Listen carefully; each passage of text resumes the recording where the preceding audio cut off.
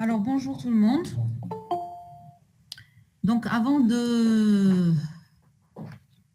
d'entamer la suite du chapitre 1, alors, est-ce que vous avez des questions concernant la vidéo? J'espère que vous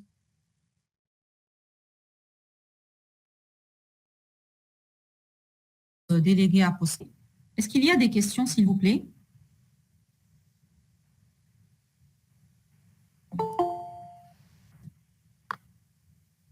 Donc, je répète, la vidéo, donc dans la vidéo que j'ai postée, on a parlé des caractéristiques de la couche physique.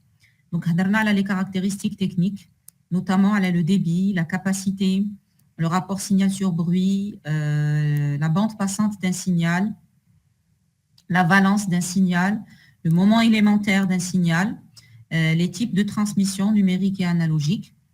Et donc, il y avait à la fin un exemple et un exercice.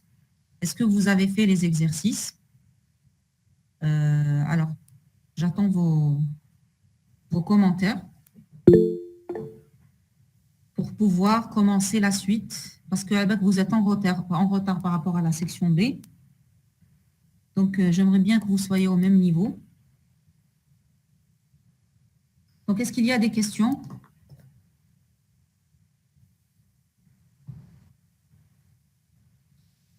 Alors, pas de questions sur la vidéo. Même tous les exercices.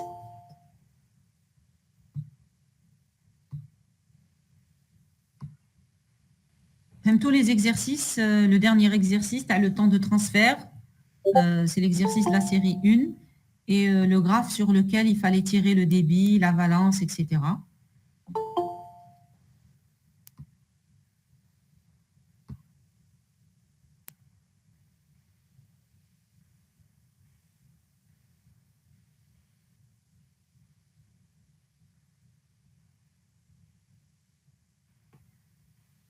Très bien. Donc, s'il n'y a pas de questions, nous allons entamer aujourd'hui la suite du chapitre 1, donc la suite du cours de la dernière fois. Bon, s'il y a des questions, vous pouvez toujours me les envoyer par mail, il n'y a pas de souci, hein, je suis toujours joignable par mail. Donc, s'il y a des questions, vous pouvez me les envoyer par mail. Je vais enchaîner donc sur la suite du chapitre 1.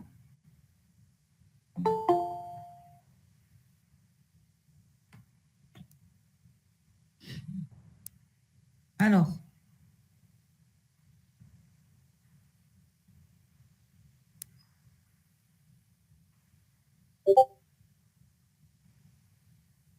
bien, donc nous allons commencer aujourd'hui, donc nous allons terminer plutôt aujourd'hui le chapitre 1, continuer les notions du chapitre 1.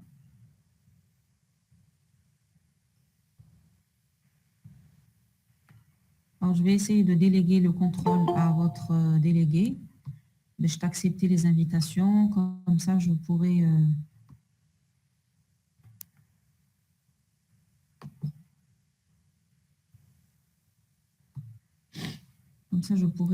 faire mon cours.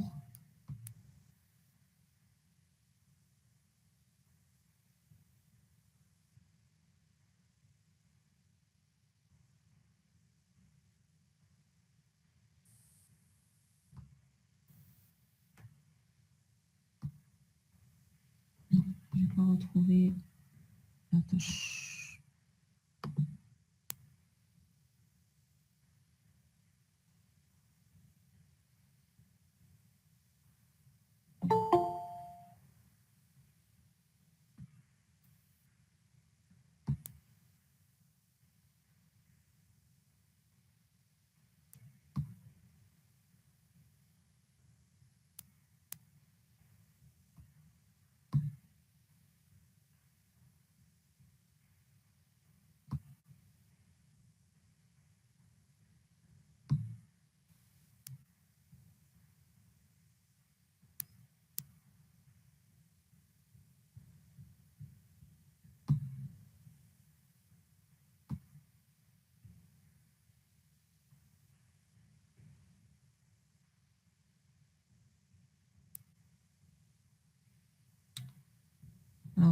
liste invité de modifier l'événement.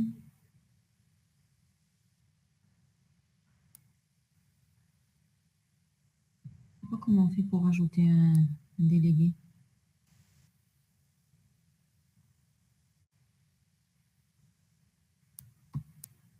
de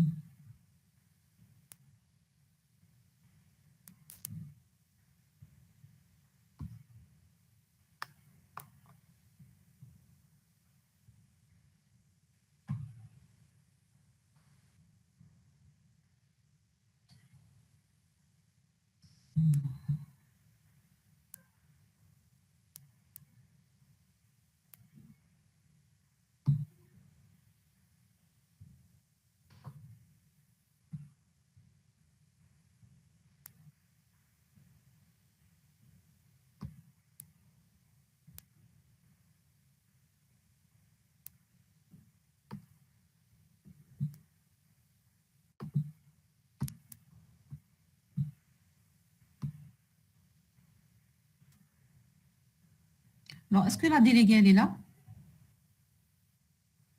La déléguée, elle est présente, mademoiselle Bouamra?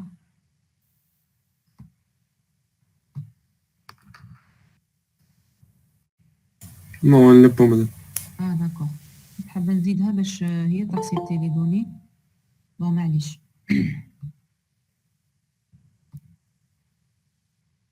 Bon, معليش. Donc, je vais essayer d'ajouter les invités au fur et à mesure. Bien, donc, j'ai dit, donc, s'il n'y a pas de questions sur la vidéo que j'ai postée, non, on ne va pas refaire ce qu'on a vu sur la vidéo parce qu'on s'est convenu, on s'est convenu, comme les vidéos. S'il y a des questions, réponses, vous me les posez avant la séance. Sinon, j'entame le cours. Mais il chauffe les vidéos, elle ne m'arrange pas vraiment. Parce qu'à chaque fois, comme la vidéo, vous me dites il faut refaire. Il y a des étudiants, les relolés, madame N'Aoudou. Donc, qu'est-ce qu'on va faire? Je vais faire comme pour la section B. Nous allons faire deux séances en live. Nous allons faire la séance lundi à 13h, d'accord? Et une séance en live mercredi à 13h. Vous aurez deux cours réseau en live, واحد lundi à 13h ou le deuxième mercredi à 13h. Pour les étudiants qui ne peuvent pas assister en live, on va leur enregistrer la vidéo, d'accord? Et on va leur envoyer la vidéo, comme ça ils pourront la consulter. Et si vous voulez poser des questions, posez-les-moi par mail. Je peux répondre par mail, il n'y a pas de souci. Donc je lis mes emails et je réponds aux emails. Je préfère faire ça mieux que de poster la vidéo et faire les questions-réponses. Parce que quand il y fait, on avance sur autre chose. Quand il dit là, madame, le point la vidéo, donc donc je préfère avancer comme ça, faire deux cours en live, les enregistrer, et puis ceux qui ne peuvent pas être présents en live, ils consultent la vidéo pour la prochaine séance. Bon, maintenant, qui peut s'occuper de m'enregistrer à la séance Talium? Alors, est-ce qu'il y a un volontaire pour enregistrer la séance Talium? Je vais enregistrer, madame. Très bien, monsieur Chouaki. Donc, enregistrez la vidéo Talium. Comme ça, à la fin de la séance, on va l'envoyer à vos camarades qui n'ont pas pu assister. Bien. Donc, je disais, on va faire aujourd'hui la suite du chapitre 1. Et on va revenir bien sûr sur des notions qu'on avait vues la vidéo précédente. Alors, il faut savoir que donc il y a deux types de transmission. Quand on transmet des données, il y a deux types de transmission. Donc, lorsque des données sont transmises, elles peuvent se trouver sous deux formes. Soit on parle d'un signal analogique, donc c'est un signal qui a la forme d'une onde sinusoïdale, d'accord, et qui est donné par la formule Y est égal à A, sinus 2πft plus phase, donc phi c'est la phase, c'est la formule d'un signal sinusoïdal. Et l'autre type du signal, c'est le signal numérique, c'est un signal carré. Donc, je déroule la différence entre le signal analogique et le signal numérique. Le signal analogique, c'est un signal sinusoïdal. Le signal numérique, c'est un signal carré. Donc, d'où les deux types de transmission. On a la transmission analogique ou on a la transmission numérique.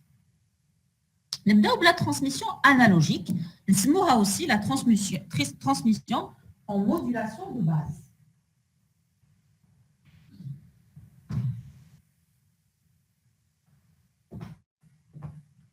Alors, elle est généralement appelée transmission par modulation d'onde porteuse, dans laquelle on fait varier l'une des caractéristiques, l'amplitude, la fréquence ou la phase.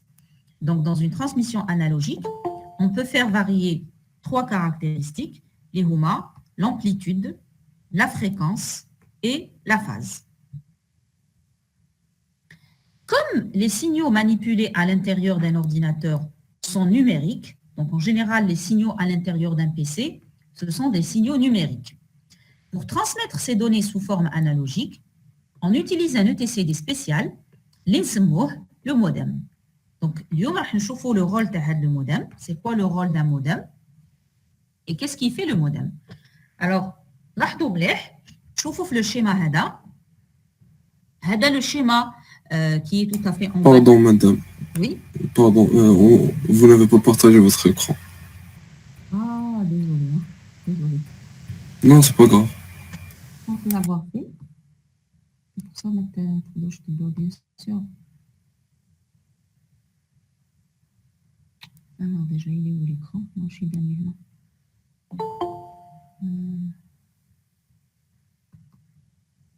Attendez.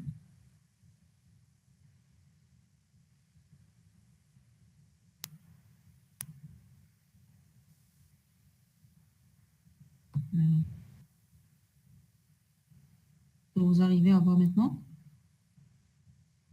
Oui, c'est bon. C'est bon?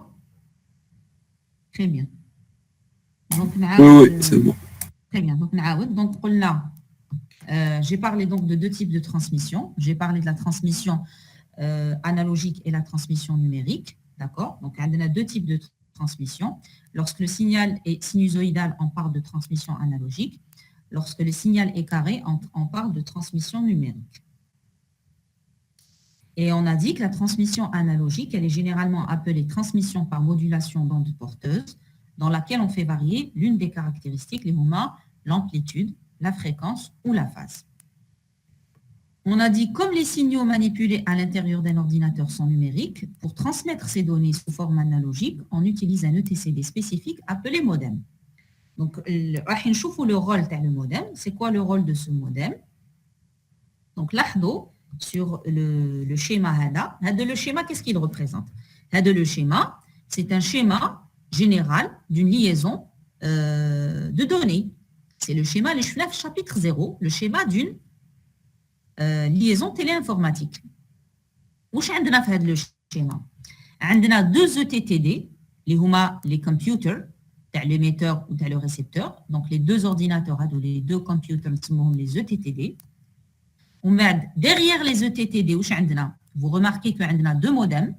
Les modems, ils jouent le rôle de l'ETCD. Donc, on a deux ETCD, un ETCD pour chaque ETTD. Et au milieu des modems, on a une ligne téléphonique qui est le support de transmission TANA. Donc, c'est un schéma général d'une liaison de données. Alors, le signal derrière l'ordinateur, c'est un signal numérique, digital signal. C'est un signal carré. À l'intérieur des PC, le signal, il est carré. Le modem, qu'est-ce qu'il fait? Qu'est-ce qu'il fait, le modem? Il va transformer le signal carré en signal analogique à l'émission. Et qu'est-ce qu'il va faire? Il va transformer le signal analogique, l'analogue signal, il va le transformer en signal numérique à la réception. Donc, le modem a deux rôles. À l'émission, son rôle, c'est de convertir des données numériques, un ensemble de 0 et 1, en signaux analogiques. Et on appelle ce procédé la modulation. Et à la réception, son rôle est de convertir le signal analogique en données numériques. Et ce procédé, il est appelé la démodulation. Donc, le nom modem Ninja, le nom modem, c'est en réalité l'acronyme de modulateur, démodulateur. Donc, quand on colle modulateur avec démodulateur, on prend les 3 premières lettres de chaque mot. Mod, dem, modem, on obtient modem. Voilà. Donc, le modem, c'est quoi? Donc, le modem, c'est un type de TCD, d'accord, qui se charge de transformer les signaux numériques en signaux analogiques à l'émission et qui se charge de convertir les signaux analogiques en signaux numériques à la réception. C'est le rôle de le modem. Maintenant, donc, je vous en détail qui fait le modem. Alors, pour faire la transformation, qu'est-ce qu'il fait le modem? Dans un modem, selon le paramètre de l'onde porteuse que l'on fait varier, on distingue 3 types de transmission analogique. Il y a 3 types de modulation qui peuvent utiliser le modem. Le premier type, c'est la modulation d'amplitude, ou ce qu'on appelle le ASK, Amplitude Shift Keying. Le deuxième type, c'est la modulation de fréquence, le Frequency Shift Keying. Et le troisième type de modulation, c'est la modulation de phase, ou ce qu'on appelle le PSK, Phase Shift Keying. Donc, c'est comme ça que travaille le modem. Le modem, il joue sur ces 3 caractéristiques d'une liaison, d'une transmission analogique pour moduler le signal. On va voir donc en détail comment se font ces paramètres-là. Alors, regardez bien cette première figure. Dans cette première figure, l'amplitude du signal, elle varie du simple au double, suivant que l'on veuille transmettre un 0 ou un 1. Alors, remarquez dans ce graphe que pour transmettre un 1, le signal analogique, il va osciller jusqu'à l'amplitude plus VH. L'amplitude moins VH, c'est le 1. Donc, pour le 1, j'ai associé l'amplitude plus VH. Pour le 0, d'accord, pour le 0, j'ai associé l'amplitude VL ou la VI, d'accord. Donc, vous remarquez que pour le 0, l'amplitude est plus VL ou tel moins VL. Donc, là, qu'est-ce que j'ai dit? Où on fait le signal? Le signal, on l'a modulé à l'hsab l'amplitude. Pour envoyer un 1, on a utilisé une amplitude. Pour envoyer un 0, on a utilisé une deuxième amplitude. Donc, on a fait de la modulation d'amplitude. Alors, juste pour vérifier si vous avez bien vérifié, si vous avez bien visualisé la vidéo que j'ai envoyée, qu'est-ce qu'il représente le delta? Le delta là. Le delta sur le graphe, qu'est-ce qu'il représente?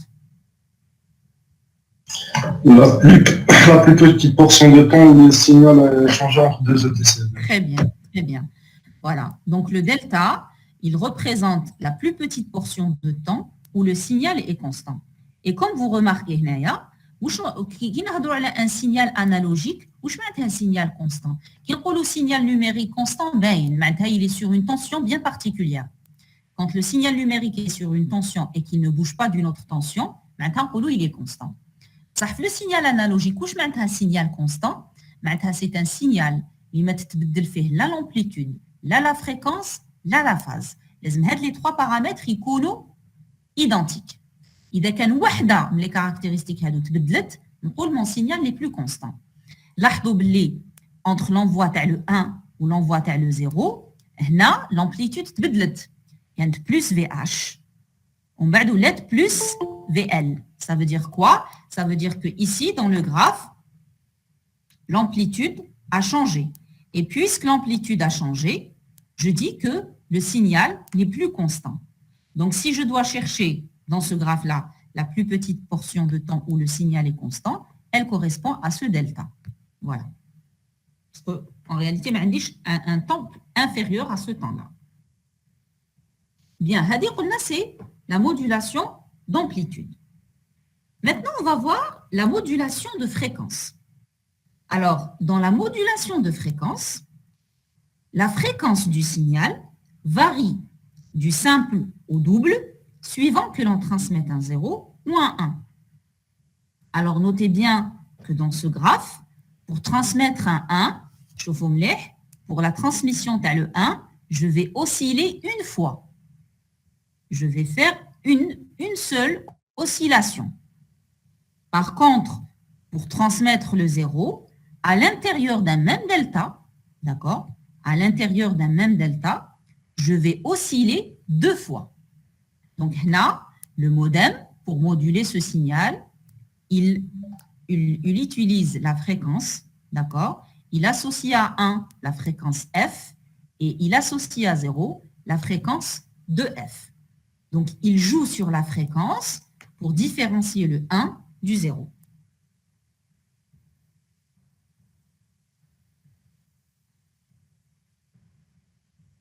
D'accord? Donc, là, on joue sur la fréquence pour faire la modulation. Le troisième type de modulation qui existe, c'est la modulation de phase ou ce qu'on appelle le PSK. La phase du signal varie en fonction du bit à envoyer. Alors, là, sur votre droite, comme le cercle triangulaire qui représente les différentes phases que peut avoir le phi. Donc, la phase comme 0, pi sur 4, pi sur 2, 3 pi sur 4, pi, 5 pi sur 4, 3 pi sur 2, 7 pi sur 4. En général, on utilise les 4 principales phases, le 0, pi sur 2, pi et 3 pi sur 2. Alors, sur le graphe que vous avez, justement, on a utilisé les 4 phases. Alors, qu'est-ce que vous remarquez entre le graphe HADA ou les graphes précédents? Est-ce que vous remarquez une différence?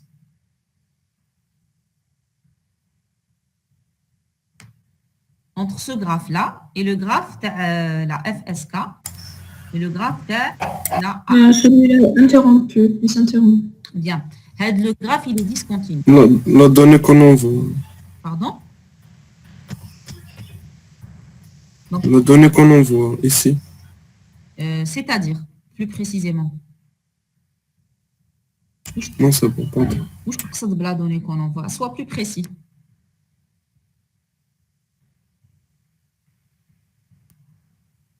Donc, votre camarade, la première patlée, le signal HADA, il est discontinu. Effectivement, le signal, donc, il vous semble discontinu à l'air parce que c'est carrément la phase qui change.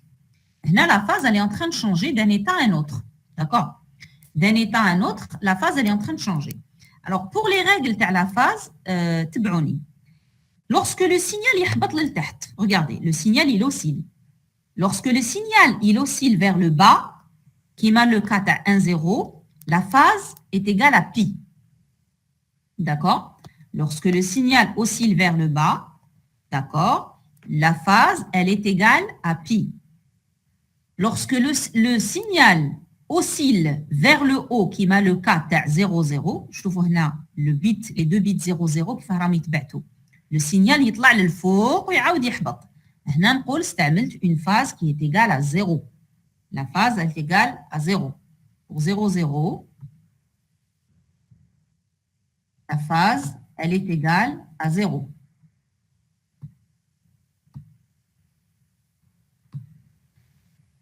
Pour 1, 1, le signal a يبدا من التحت ويطلع. La phase هنا تساوي 3 pi sur 2. Et pour 0, 1, la phase est égale à pi sur 2. Alors, comment j'ai pu déterminer ça? J'ai appliqué juste le daïra al-mutallatiya hadi, استعملتها على le graphe تاعي.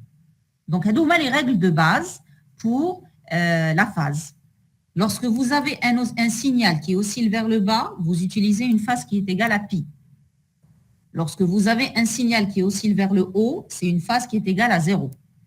Lorsque vous avez un signal qui commence à partir du bas, d'accord, mais pas ماشي مع l'axe, يحبط من التحت ويطلع, نقولوا la phase, elle est égale à 3 pi sur 2.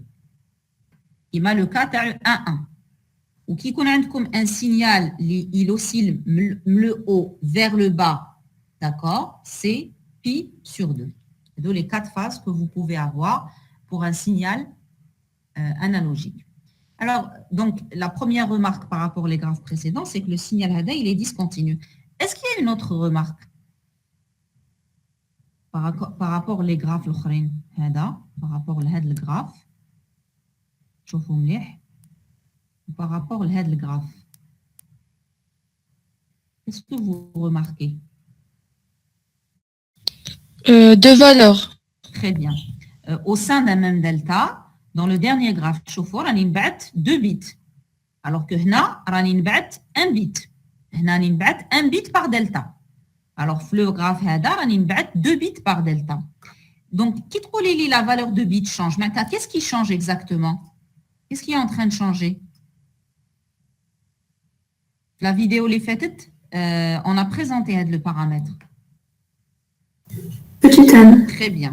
Petit n est en train de changer. On a les petits n, c'est le nombre de bits envoyés par delta. La vidéo les faites, le petit n, c'est le nombre de bits envoyés par delta.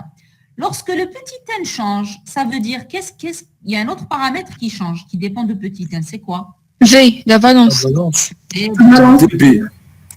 Très bien, c'est la valence. La valence, elle est égale à 2 de la puissance n. Donc, madame n a changé, ça veut dire la valence a changé. Donc, dans ce signal-là, la valence est égale à 2, parce que je suis en train d'envoyer un bit par état. Donc, Rolo, c'est un signal bivalent. Bivalent, maintenant, 2 états. D'accord? Alors que dans le signal HADA, la valence, elle est égale à 4. C'est 2 à la puissance 2, parce que le n ici, il est égal à 2, donc c'est 2 à la puissance 2. La valence est égale à 4.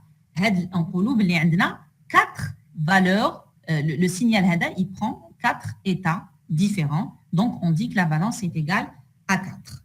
Voilà. Donc, vous avez bien révisé le chapitre précédent.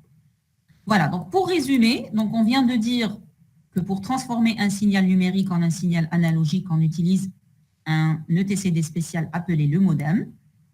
Et le modem, qu'est-ce qu'il fait? Il se base soit sur une modulation d'amplitude, la ASK, une modulation de fréquence, la FSK, ou une modulation de phase, la PSK. Et il peut combiner les 3 modulations. Les 3 modulations, on va voir dans la série d'exercices que le modem peut effectuer une modulation combinée de plusieurs caractéristiques. Bien. Donc là, c'est ce qu'il y a à dire sur la transmission analogique. Maintenant, revenons à la transmission numérique.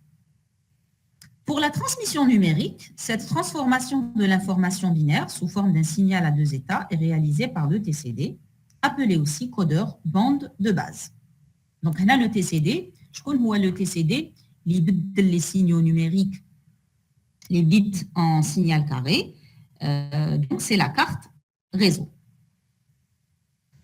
Alors, pour que la transmission soit optimale, il est nécessaire que le signal soit codé de façon à faciliter sa transmission sur le support physique. Plusieurs catégories de codage existent. Donc, on va voir les différents types de codage qui existent pour le signal numérique. Le premier type de code, le codage unipolaire, ou le codage tout ou rien. Alors, comment je code ma transmission avec ce codage? Alors, on dit que c'est le plus simple.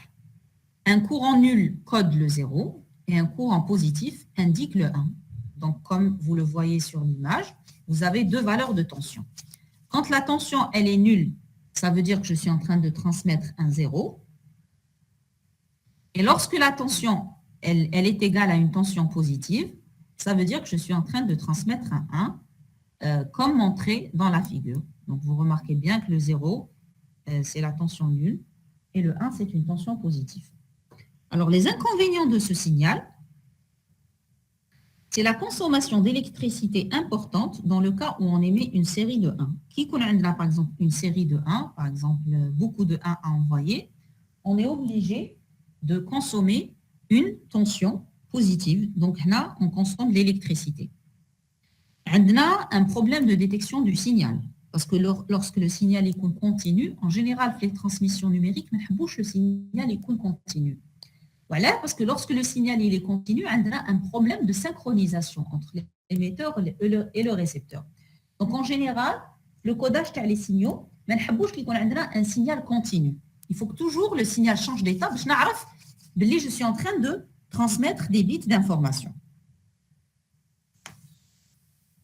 Et donc, puisque le signal est continu, je risque d'avoir des problèmes de synchronisation lors d'une longue série de 1 ou de 0. C'est les inconvénients du codage unipolaire. Alors justement, pour essayer de régler un des inconvénients, qu'est-ce qu'ils ont? Ils ont proposé un autre type de codage, c'est le codage bipolaire. Alors le codage bipolaire, c'est pratiquement la même façon de penser.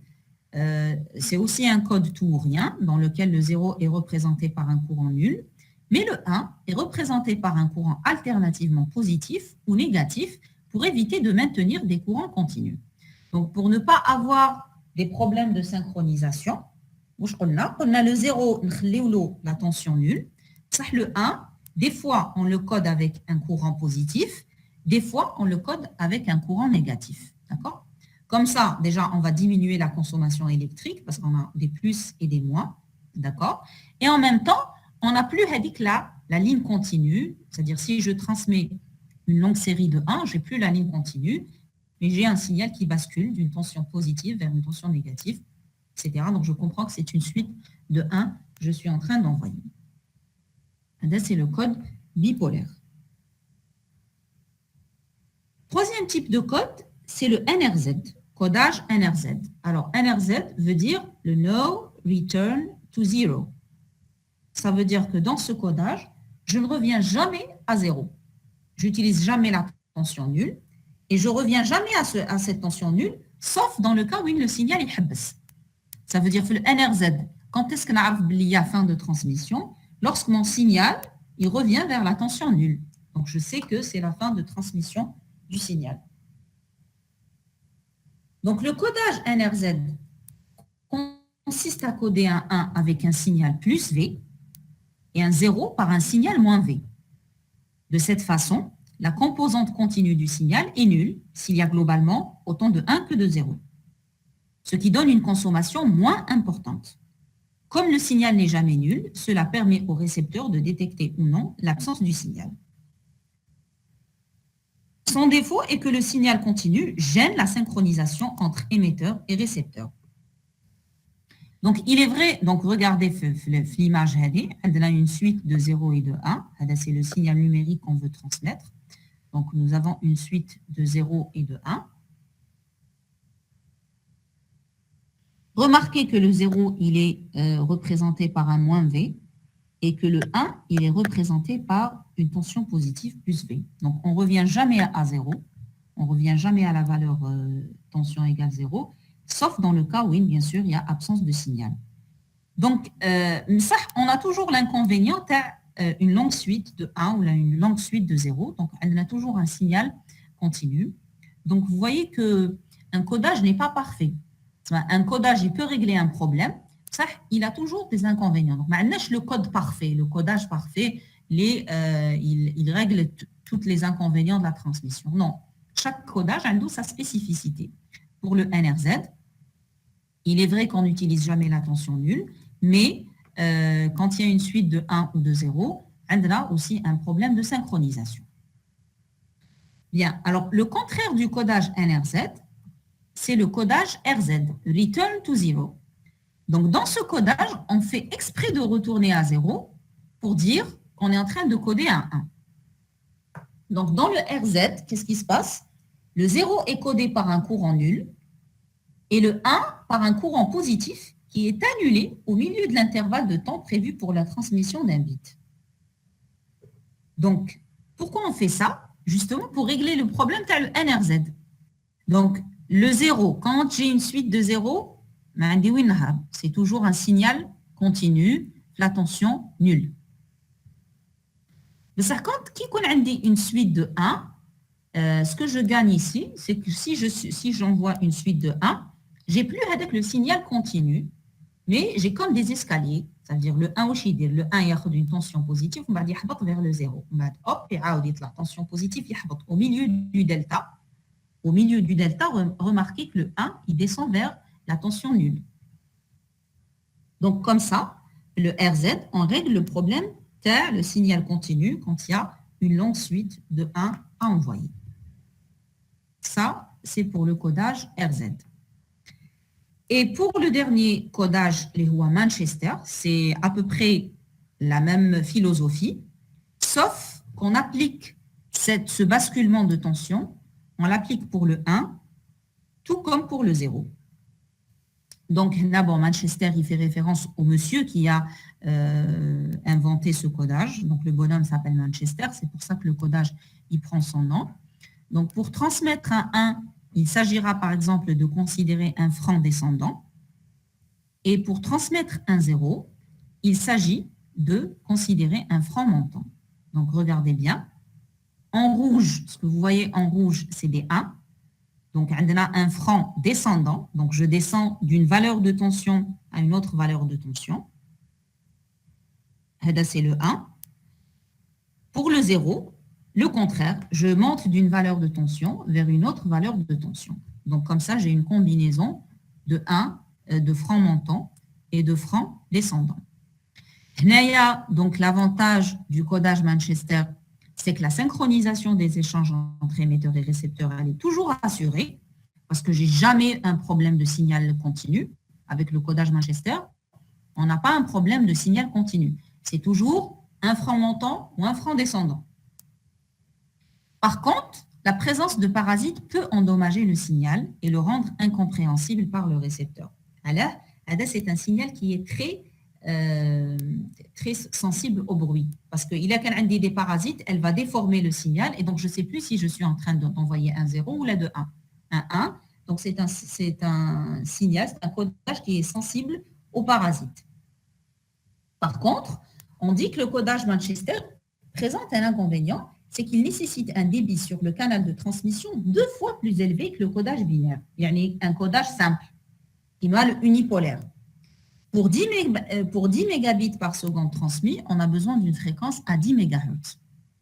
Alors, est-ce que vous pouvez me dire, d'après le graphe, pourquoi, pour Manchester, nous avons un débit 2 fois plus élevé?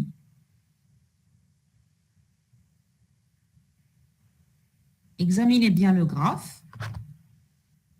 Je vous le graphe, par rapport à un codage, par exemple, unipolaire, par rapport à le codage, par exemple, le codage. Le 1, il est codé sur une fréquence positive. Le 0, il est codé sur une fréquence négative, sur une fréquence nulle. Vous voyez, donc j'ai 1, 0, 1, 0, 1, 0, 1. Pour Manchester, non. Je trouve qu'il fait la valeur de tension تاعي نقسمها نحبط. Pour le 1, نحبط. Pour le 0, نطلع. Et le débit pour Manchester, il est 2 fois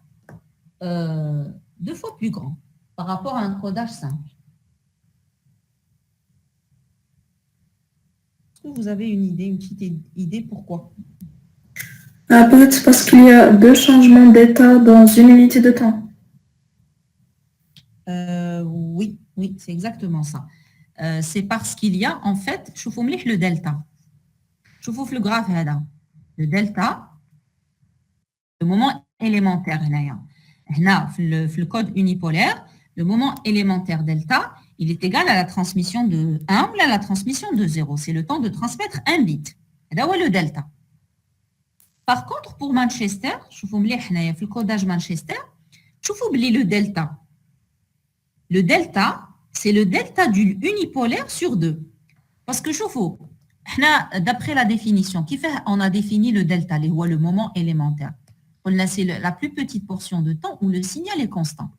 Regardez que la plus petite portion de temps où le signal est constant, c'est delta sur 2. Parce que la moitié est le delta, le signal est une valeur de tension vers une autre valeur de tension. D'accord? Donc, il y a le moment élémentaire, on se met delta. D'accord? Ou le codage Manchester, le moment élémentaire, on se met delta prime. Donc, qu'est-ce que je vais avoir?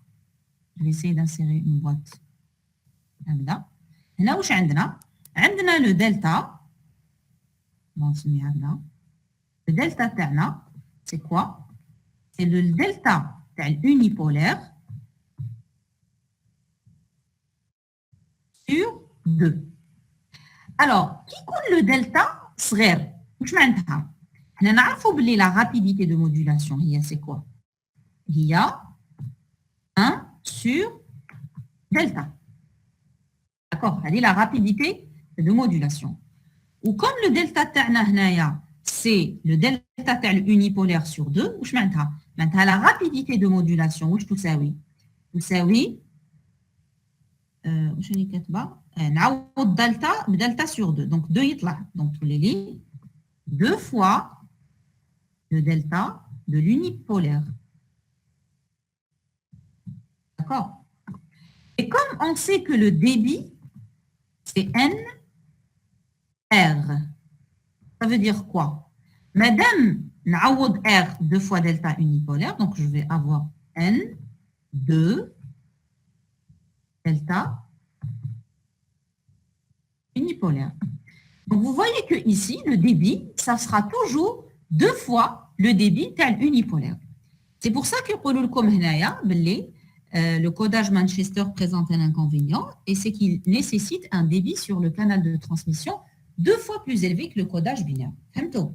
Parce que plus le moment élémentaire il compte plus la rapidité de modulation compte plus le débit compte. D'accord? Parce que la rapidité de modulation, c'est le contraire du moment élémentaire. C'est 1 sur delta.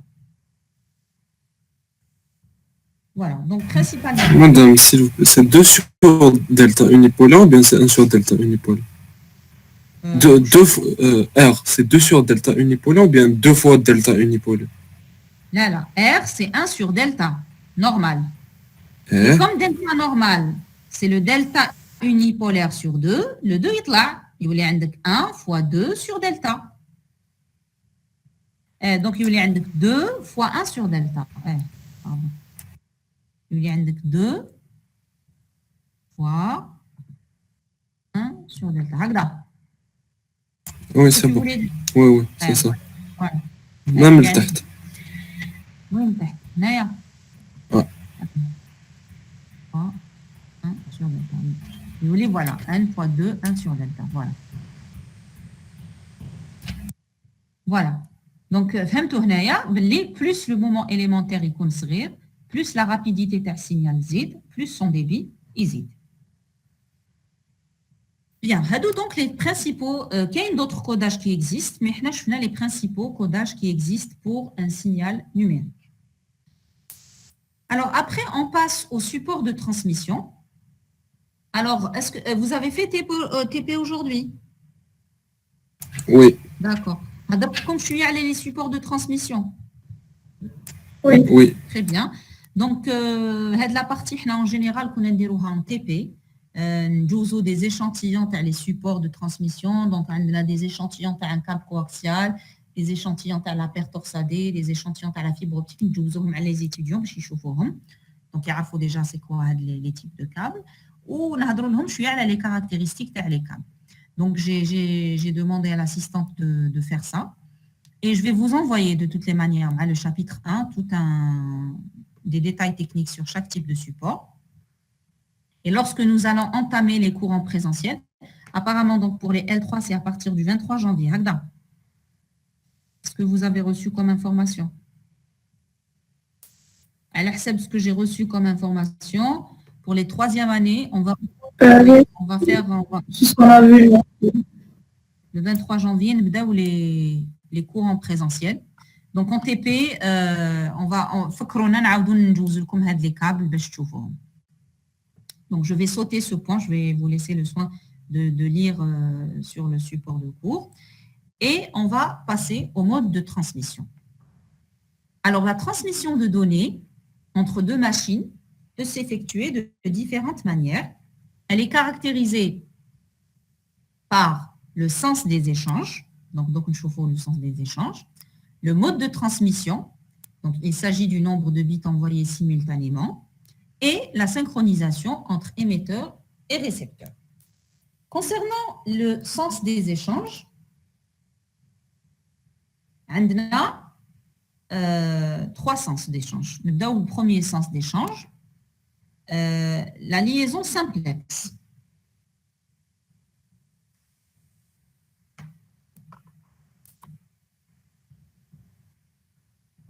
La liaison simplex. Les données dans une liaison simplex circulent dans un seul sens, c'est-à-dire de l'émetteur vers le récepteur. Ce mode est très utile lorsque les données n'ont pas besoin de circuler dans les deux sens. Par exemple, de votre ordinateur vers l'imprimante ou de la souris vers l'ordinateur. Alors, dans une liaison simplexe, le sens d'échange, il caractérise des liaisons qui ont toujours un seul sens de transmission. Par exemple, qui m'a l'imprimante, en général, les données iront le PC vers l'imprimante, pas le contraire. D'accord? Les données, donc si je veux imprimer une feuille, je parle d'une imprimante classique, donc je vais dire, نكتب la feuille تاعي وبعد نبعثها vers l'imprimante. Donc c'est toujours un seul sens, du PC vers l'imprimante. C'est une liaison simplexe. Comme par exemple la radio. La radio, la chaîne 3, les autres chaînes de radio, c'est des liaisons complexes. C'est toujours la radio qui envoie des ondes. On capte les ondes. La preuve, lorsqu'on veut communiquer avec la radio, on utilise notre téléphone. Là, parce que ce n'est pas possible de le faire avec les ondes radio, parce que c'est des ondes radio unisens. C'est toujours de la station de radio vers le récepteur. La télévision aussi. Il représente des liaisons complexes. C'est des liaisons qui vont toujours dans un seul sens. Le deuxième type, c'est les liaisons half-duplex. Alors, les liaisons half-duplex caractérisent une liaison dans laquelle les données circulent dans un sens ou l'autre, mais pas les deux simultanément. Ainsi, avec ce genre de liaison, chaque extrémité de la liaison émet à son tour. Ce type de liaison permet d'avoir une liaison bidirectionnelle utilisant la capacité totale de la ligne. Alors, c'est normal que j'utilise la capacité totale de la ligne parce que le récepteur ما يقدرش يهضر. لازم حتى نكمل انا نهضر نبعث الميساج تاعي. كي نكمل, le récepteur il peut parler à son tour. Donc, c'est les deux sens, mais pas en simultané. Et un exemple de ce type de liaison, c'est le talkie-walkie. Dans le talkie-walkie, c'est d'abord une personne qui parle, d'accord? L'autre, elle écoute. Ensuite, lorsqu'elle termine, d'accord? le mot de passe, حول واش معناتها معناتها كملت الهضره اهضر انت دونك كي يسمع الاخر واش يدير يولي يعبز هو على البوطون يولي يهضر. هذه c'est un exemple de liaison half duplex. Et le troisième type de liaison, c'est le full duplex. Dans une liaison full duplex, les deux parties de la communication, donc l'émetteur et le récepteur, peuvent parler en même temps et les données circulent dans les deux sens. D'accord? De façon bidirectionnelle. Ou quand il y a la liaison full duplex, si on partage un même support de transmission, et on ne pourra pas donc utiliser la bande passante, elle sera divisée en deux. Parce qu'elle a en même temps que l'autre. Donc la bande passante, elle sera divisée en deux. Et un exemple de liaison full duplex, c'est le téléphone. D'accord? Dans une liaison téléphonique, les deux communicants peuvent parler en même temps. Voilà. Donc, on a trois sens des échanges. Un sens unique, c'est le simplex. Deux sens, mais pas simultanés, c'est le half duplex. Deux sens en simultané, c'est le full duplex. Alors, on va parler aussi des modes de transmission. Alors, le mode de transmission, il désigne le nombre d'unités élémentaires d'information, c'est-à-dire le nombre de bits, pouvant être simultanément transmises par le canal de communication. Alors, en effet, un processeur, c'est-à-dire l'ordinateur en général, ne traite jamais, dans le cas de processeurs récents, un seul bit à la fois. Il permet généralement d'en traiter plusieurs, la plupart du temps 8, soit un octet. C'est la raison pour laquelle la liaison de base sur un ordinateur est dit une liaison parallèle. Il y a les modes de transmission, qui ont deux modes de transmission. On va parler des liaisons parallèles et des liaisons séries, qui est une zouj. D'abord, la liaison parallèle.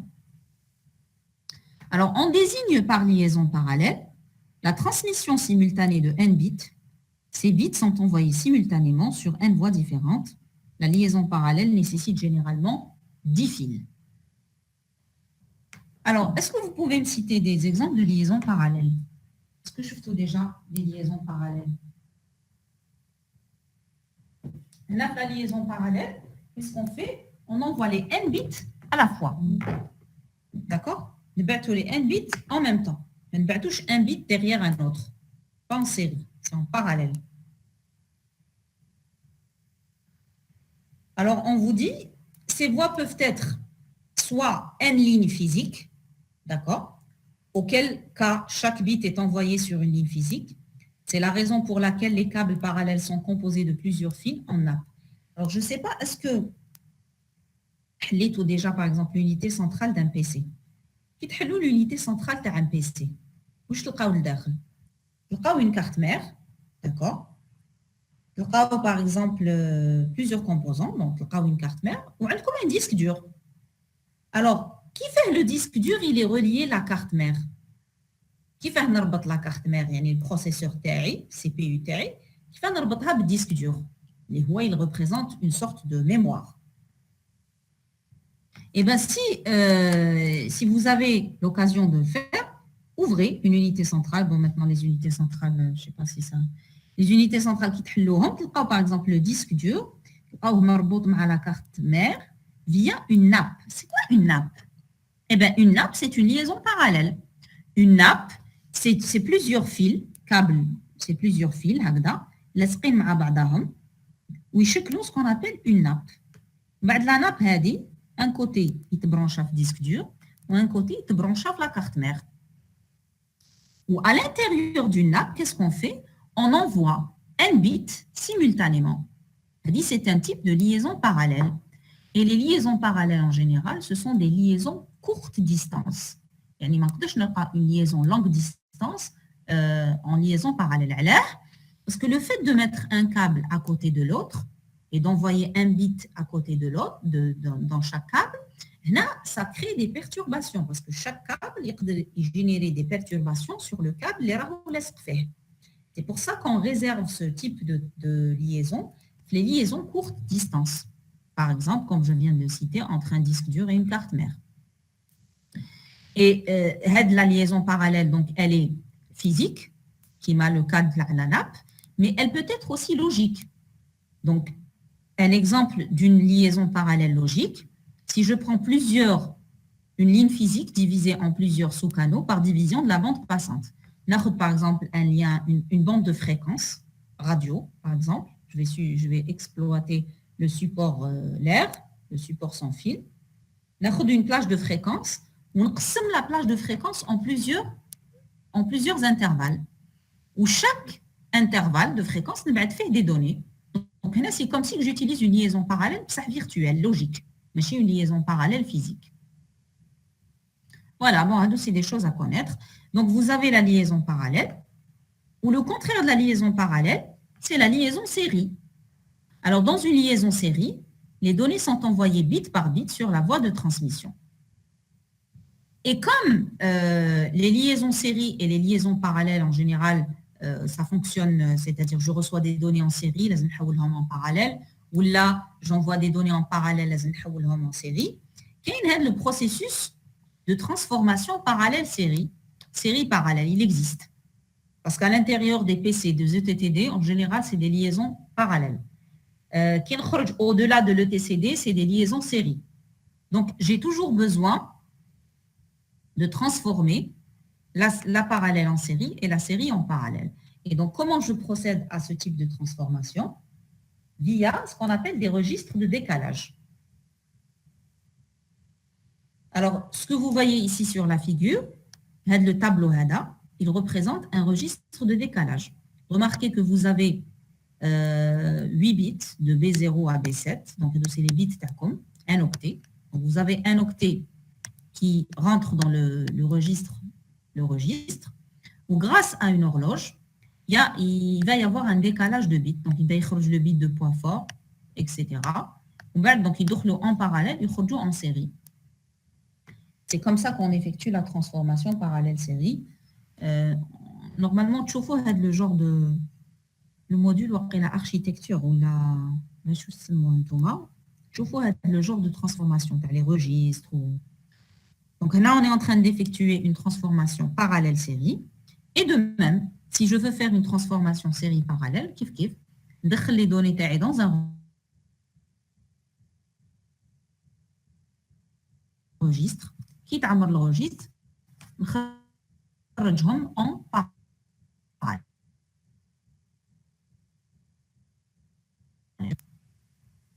Et Et aussi, il y a ce qu'on appelle, comme caractéristique d'une transmission, il y a ce qu'on appelle la synchronisation. Alors, je mettrai la synchronisation.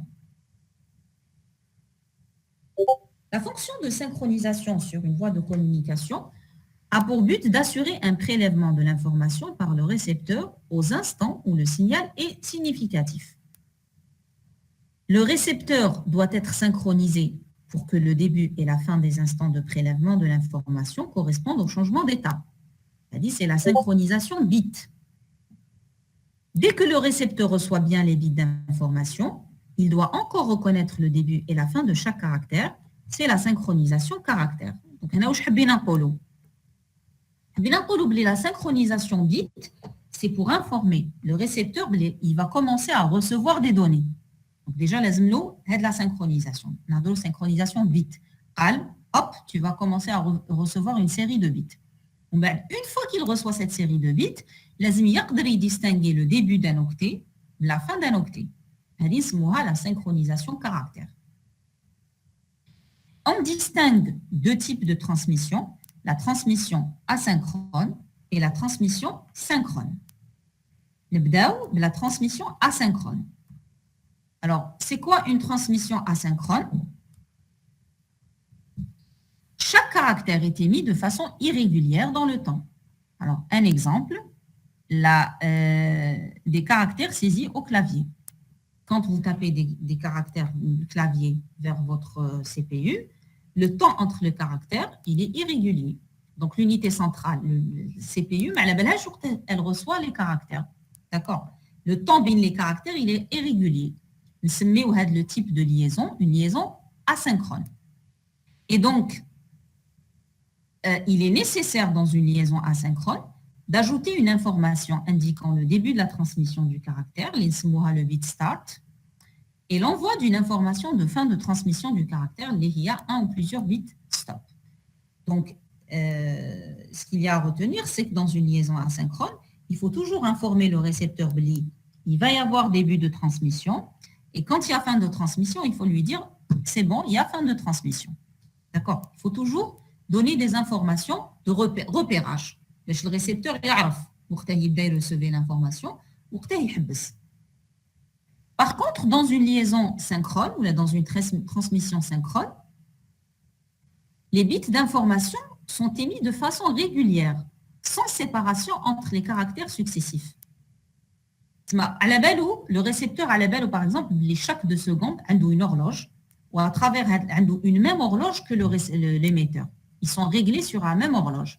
À la belle, par exemple, chaque 2 secondes, il va recevoir un bit. Donc, l'émetteur, chaque 2 secondes, il va générer un bit, il bat tout le récepteur. Le récepteur, à la belle, après chaque 2 secondes, il va recevoir un bit. Donc, on parle là d'une liaison synchrone. Les deux, ils sont synchronisés sur une même horloge. Voilà. Donc, les deux types de transmission, asynchrone et synchrone. Bien. Alors, s'il n'y a pas de questions, je reviens sur l'exercice la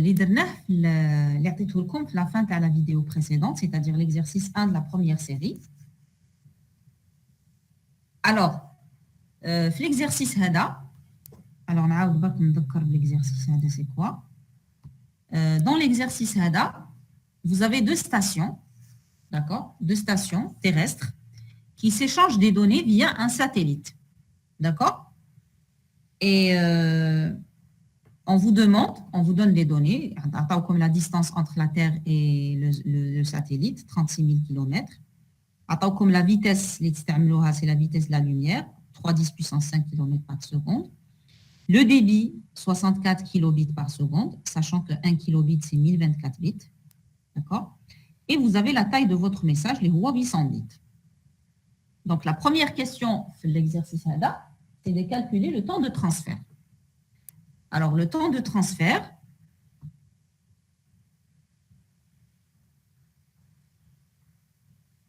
alors, le temps de transfert, c'est quoi? Alors, par définition, le temps de transfert, c'est le temps de l'émission plus le temps de propagation.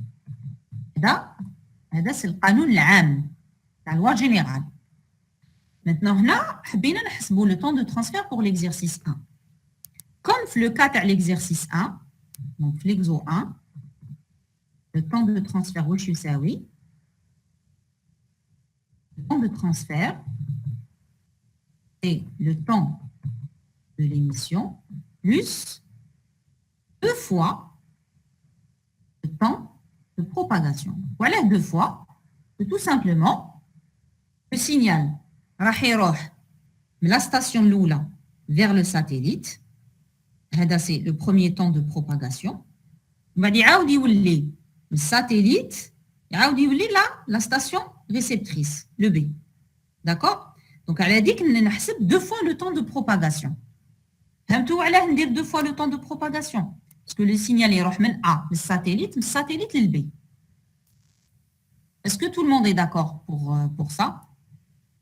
Le temps de transfert dans l'exercice 1, c'est le temps de l'émission, plus 2 fois le temps de propagation. En principe, c'est clair. Donc, le temps de l'émission, c'est quoi? On a le temps de l'émission, il dépend de la taille du message et du débit, bien sûr. Plus le débit ta'ikun qawi, plus le temps d'émission ta'ikun qawi. D'accord? Donc, le temps d'émission, c'est la taille de notre message, les 800 bits, divisé par le débit. Alors, le débit, c'est 64 fois 1024. Alors, احسبوا لي هذه temps d'émission. شحال نلقاو؟ Très bien. Nous avons 0012 secondes. D'accord? C'est-à-dire 12 millisecondes.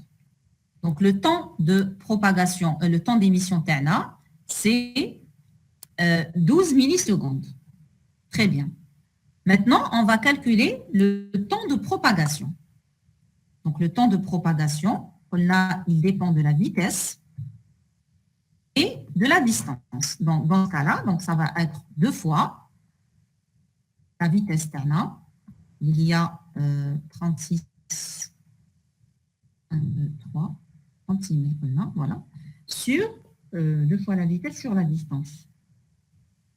La vitesse, c'est 3 10 puissance 5. 1, 2, 3, 5, sur le temps de propagation, je crois, c'est la distance sur la vitesse ou la vitesse sur la distance? La distance sur la vitesse. La distance sur la vitesse, d'accord. Donc, la distance, c'est 2 fois 36 000 sur la vitesse. وشحال تخرج لنا هذه؟ تخرج لنا le temps de propagation, تخرج لنا 240 millisecondes. Voilà. Donc, du coup, le temps de transfert au Chirol, il y a 12 plus 240 millisecondes. C'est-à-dire 12 plus 240, c'est-à-dire il y a 252 millisecondes. Voilà.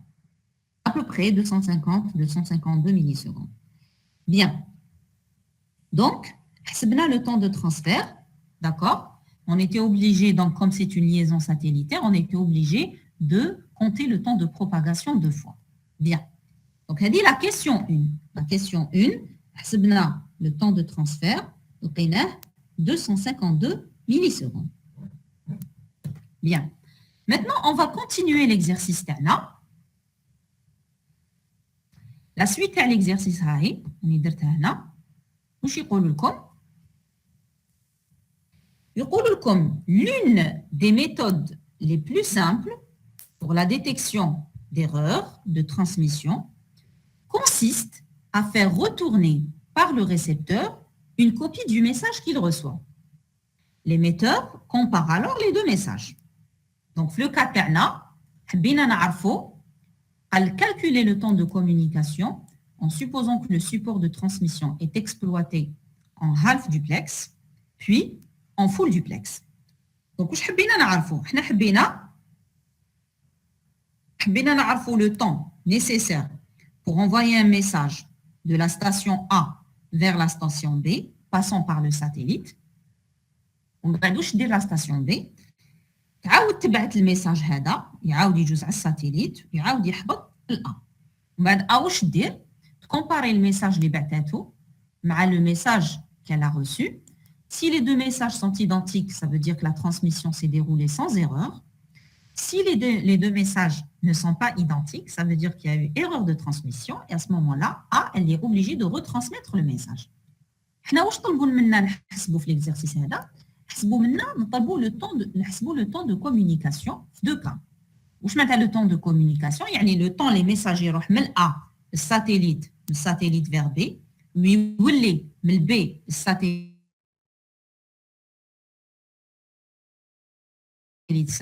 A, aller-retour, c'est le temps d'un aller et d'un retour.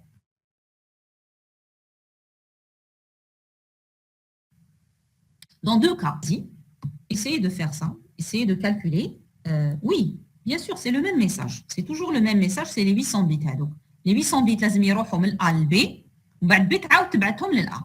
صح كاين deux méthodes. كاين le half, نبداو بلو half. واش معناتها لو هالف؟ معناتها لو ميساج لازم يقول كي نقولوا هالف دوبلكس واش معناتها؟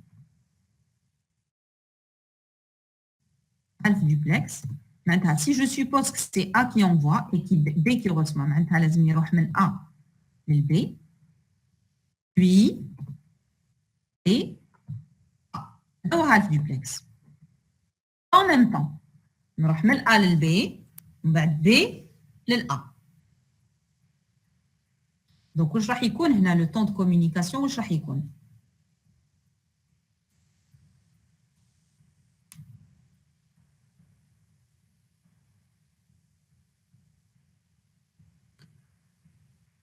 Deux fois le temps calculé. Très bien. Donc, c'est deux fois le temps de... C'est deux fois le temps de transfert. Très bien. Voilà. Madame, le message تاعي راح يروح من A لل B. ومن بعد B تعاود تبعث هذاك لو ميم ميساج تعاود تبعثه لل A. Donc, في le half duplex,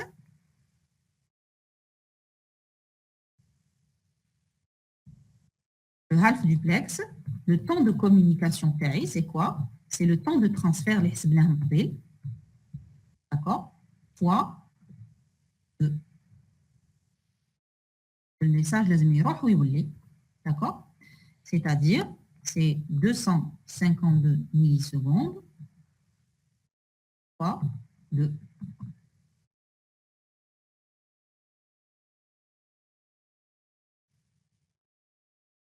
Je vais les formuler. 4.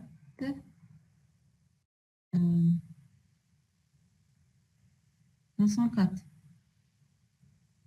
252 fois 2. Voilà, 504 millisecondes.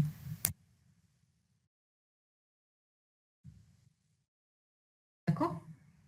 Dans le half duplex, le temps de communication pour détecter l'erreur, c'est le temps de transfert fois 2.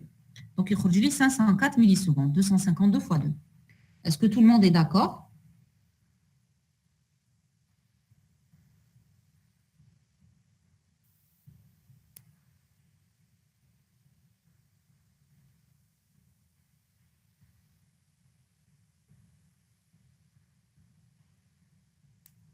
Très bien.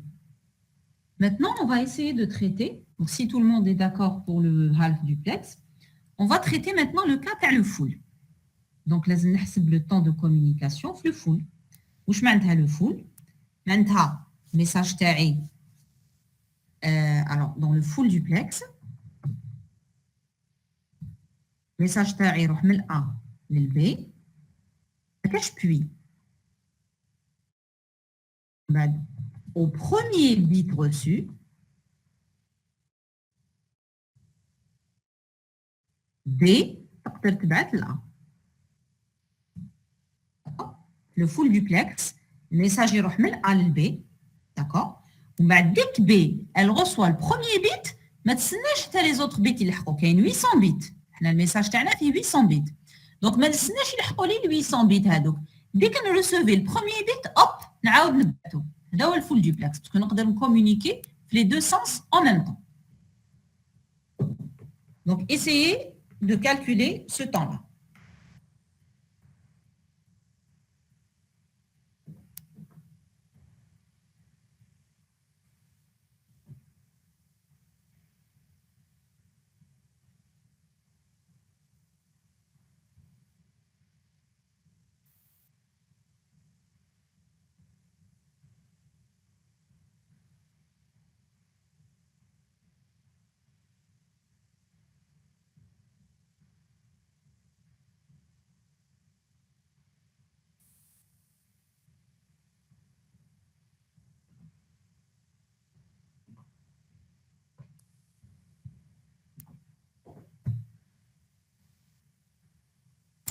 Madame, s'il vous plaît, j'ai une question.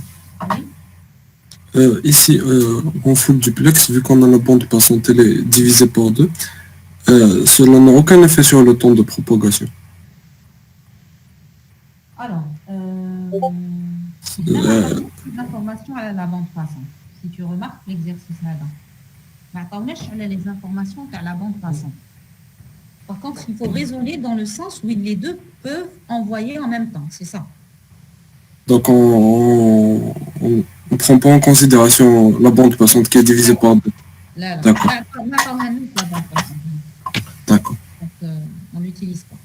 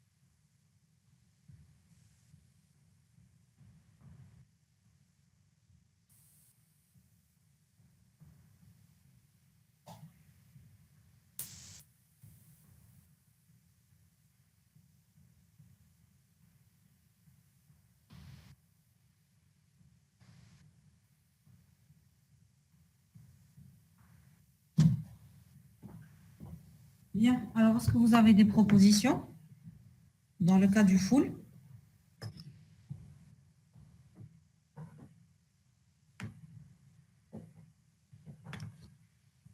Donc, dans le cas du full duplex, le temps de communication est égal à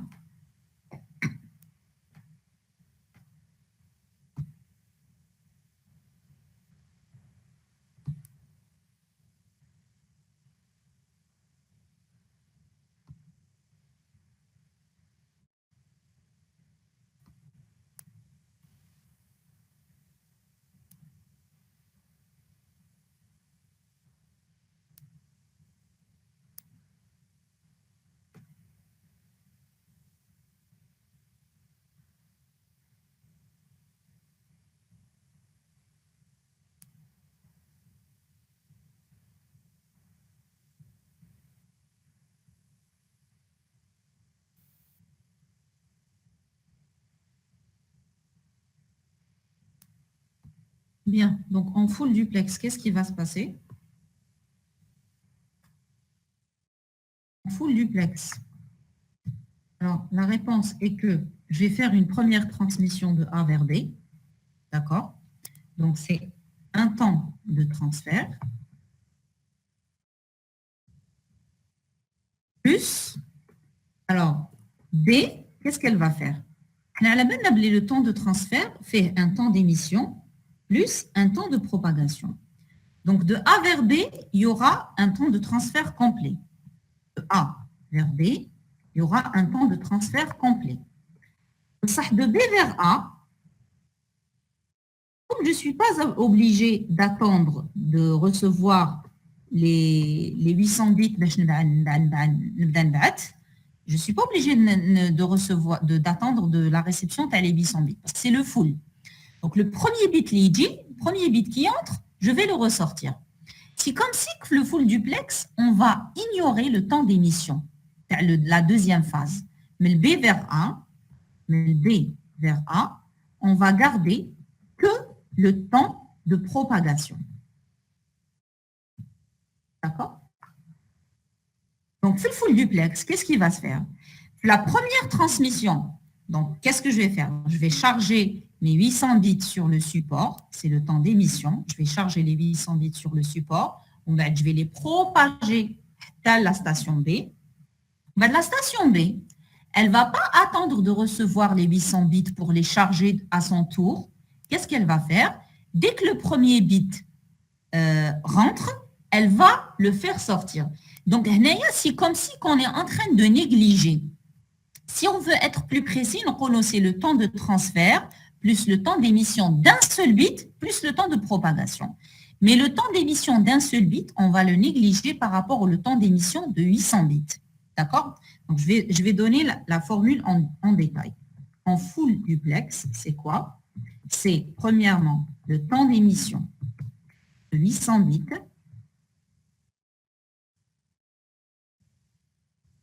plus le temps de propagation à 800 bits. Le temps de propagation, mais propager 800 bits ou propager 1 bit, c'est le même temps, parce qu'il dépend de la vitesse et de la distance. Il ne dépend pas du nombre de bits.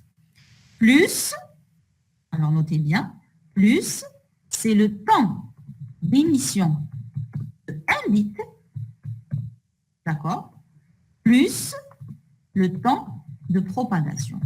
Mais qu'est-ce qui va se passer? Le temps d'émission de 1 bit, je vais le négliger.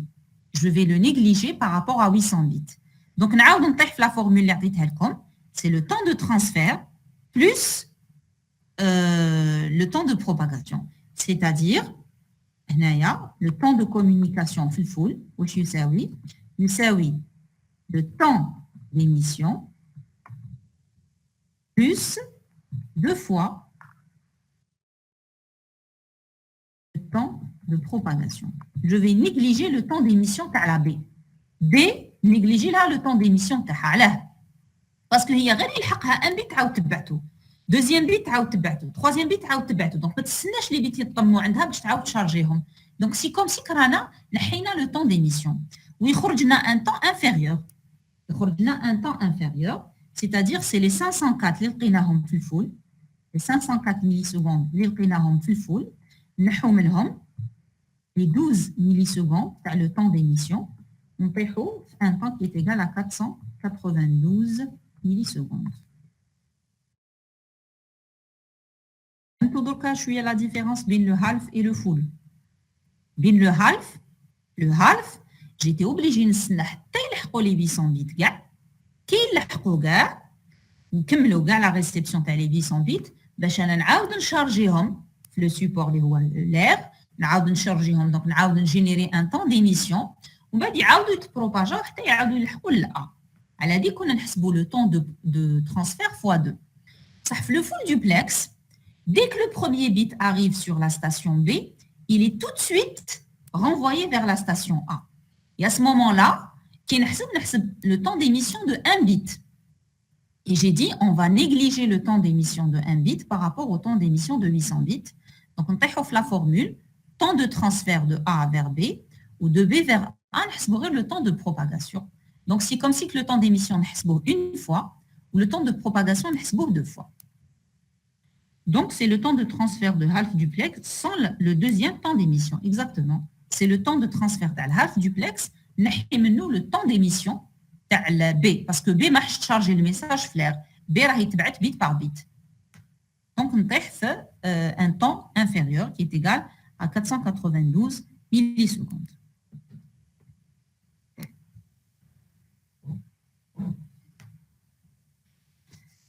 Donc je vais vous donner donc le cours هذا tout de suite, je vais le faire, je vais vous envoyer la série numéro 1.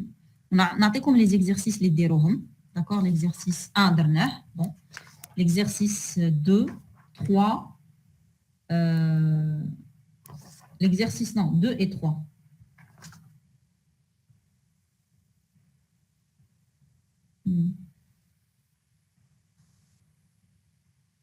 Dirons l'exercice 2, 3. Donc, comme la série, comme les exercices, préparez-vous.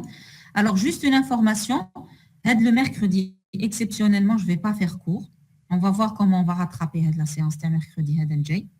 Donc, il n'y aura pas cours réseau mercredi à 13h. Vous pouvez faire une autre séance. Il y a un enseignant qui a la séance de mercredi 13h. Il exceptionnellement le mercredi parce qu'il y a un empêchement majeur. Et sinon, on va maintenir 2 séances en live, donc le lundi 13h et le mercredi 13h. Voilà, donc est-ce qu'il y a des questions? Femto, le full duplex, comment on calcule le temps?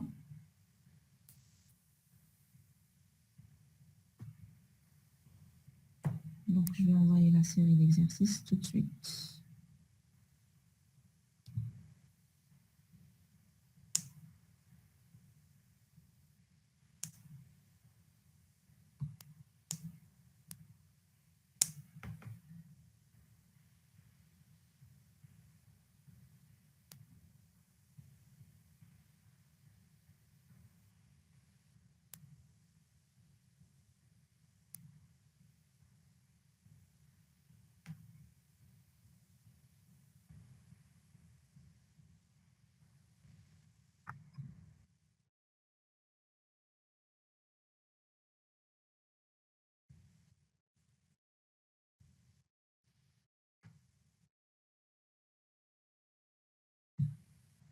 Ok, madame, est-ce que vous pouvez nous envoyer les fichiers PPTX des cours? Donc, nous allons comme un support.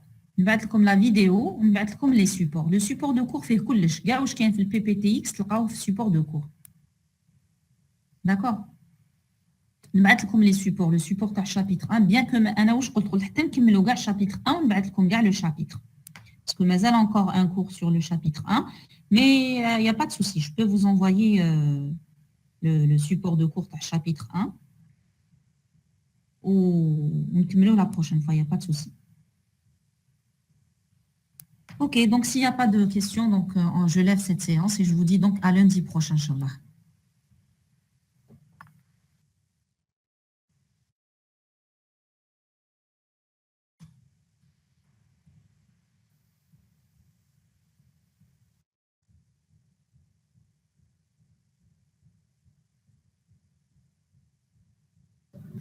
Même s'il vous plaît, les exos.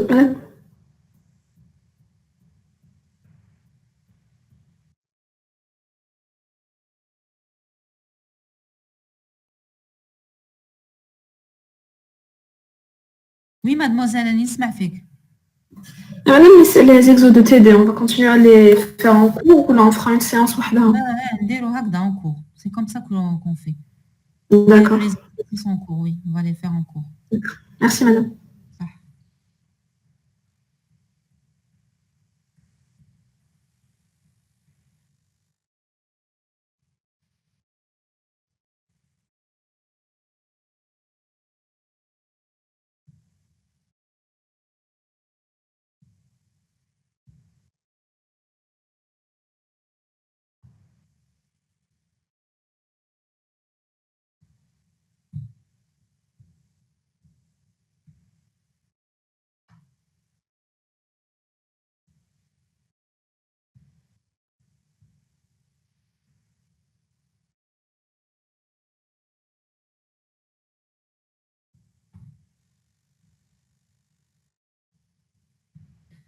Celui qui a enregistré la vidéo, je demande à celui qui a enregistré la vidéo de me l'envoyer.